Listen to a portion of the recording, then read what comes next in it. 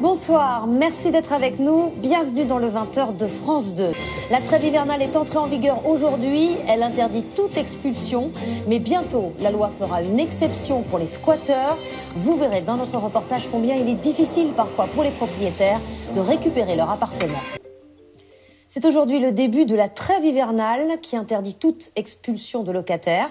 La loi Elan, adoptée il y a 2 semaines, prévoit pourtant une exception pour les squatteurs, s'il est prouvé qu'ils sont bien entrés par effraction. Les propriétaires ont souvent toutes les peines du monde à récupérer leurs biens. Voyez ce reportage de Diane Schlinger et Émilie Gouveia-Vermello. Dans cette étude, 1 dossier sur 6 est un cas de squat. De telles procédures sont très longues à aboutir, minimum 1 an. Convoquer en justice, obtenir le jugement, commandement de quitter les lieux, tentative d'expulsion, éventuellement réquisition de force publique et expulsion. Face à de telles difficultés, certains propriétaires sont à bout, prêts à tout pour se débarrasser du problème. Cet homme en a même fait un business. Il tente de déloger les occupants illégaux au plus vite. Exemple, avec cette maison.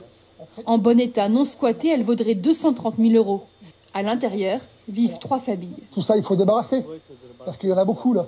Sa méthode, plutôt que de s'engager dans des procédures judiciaires, essayer de négocier à l'amiable. À un moment, la maison, il faut la rendre. Hein, donc si tu veux un petit peu de sous, moi je peux donner 3 000 € à toi, 3 000 € à ton épouse et 3 000 € au beau-frère. Ça vous fait 9 000 €. Avec 9 000 €, vous pouvez peut-être trouver une solution pour vous reloger. D'accord ? Et il y aura encore d'autres frais à prévoir. Derrière, il faut sécuriser la maison. Ça nécessite de murer les ouvertures, de tôler par-dessus les murs et de mettre un système autonome sur batterie d'alarme qui nous prévient dans la nuit ou la journée de la moindre intrusion. Sans compter le coût des travaux pour remettre en état la maison. Pour lutter contre les squats, les députés viennent de voter une loi qui pourrait raccourcir de 2 mois les délais d'expulsion. Mais pas de changement en vue sur le principe même du droit au logement pour les squatteurs.